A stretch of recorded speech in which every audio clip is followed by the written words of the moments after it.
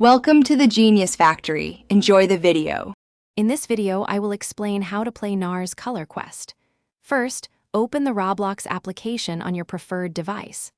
Next, navigate to the search bar, typically found at the top of your screen, and type Nars Color Quest.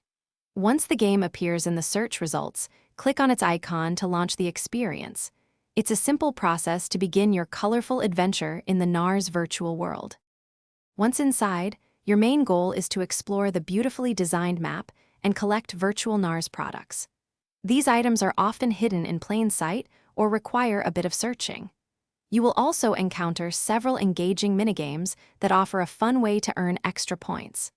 Additionally, look for non-player characters who provide quests, guiding you through the experience and offering unique challenges. As you collect products and succeed in minigames, you will accumulate points, which are essential for progression.